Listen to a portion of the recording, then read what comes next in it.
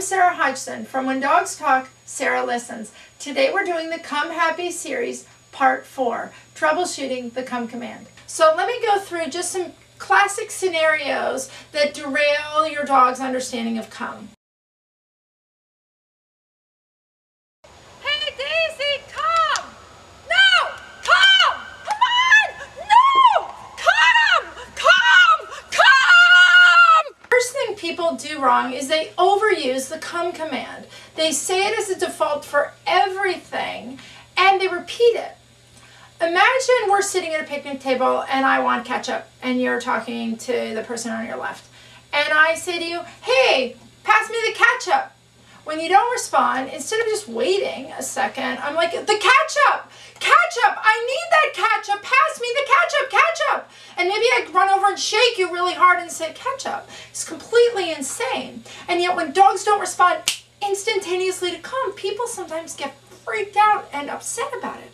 So when you're teaching come, remember, we want your dog to respond the first time he hears it. We want your dog to be happy when he hears it. And if you haven't already, check out my come blogs 1 through 3 to reteach your dog a positive association to the come command.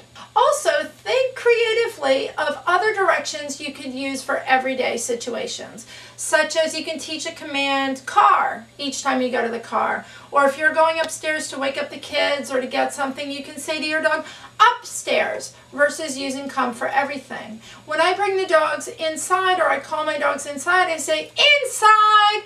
And when they were little or when they were learning this new command, I just shook a treat cup or I squeaked one of their toys and they came running in happily. Robin! Robin! Robin! Put that down, Robin! Come in the kitchen! Come on! Come in the kitchen! In the kitchen! Another thing people do to derail come is they use it to assert their authority. They call their dog just because they can. And when the dogs don't come, they get frustrated. This is as silly as me calling the kids to the dinner table at 2 p.m. just because I can. Dogs read through your intentions just like kids do. So when you call your dog, make sure you're calling them for positive reasons. Okay, to speak more on the topic of getting angry when dogs don't respond. It's a natural human reaction to being out of control. But the dogs get very confused. They either get locked into a power struggle, I'm not going to come just because you said so, or they get frightened. The very person they turn to for reassurance has now turned into monster mommy or daddy. If you chase the dog around, it further reinforces that they're in control and you're out of control. And the last thing people often do to derail come is they say the command while staring at the dog. When you stare at a dog, they have to kind of process, why is she staring at me? Imagine I'm teaching you to do something as simple as crack an egg. And I take the egg and I say, okay, I'm going to teach you to crack this egg. Now here's the egg. Here it is. Hold it. Now hold it. Okay, now you crack it. And you crack it by breaking it against the side of a pot. And the whole time I'm teaching you this, I'm just staring at you, unblinking. You are just not going to know what to think. It's so odd. So when you're teaching a dog to come, if you stare at them, they often get frozen. And what happens a lot is people stand at a doorway. First of all, they're standing in the doorway. It's like the mouth of a den. They're standing in the doorway, so they're blocking the dog from coming in to begin with. And then they're staring at them, which freezes a dog because dogs get very caught in the moment.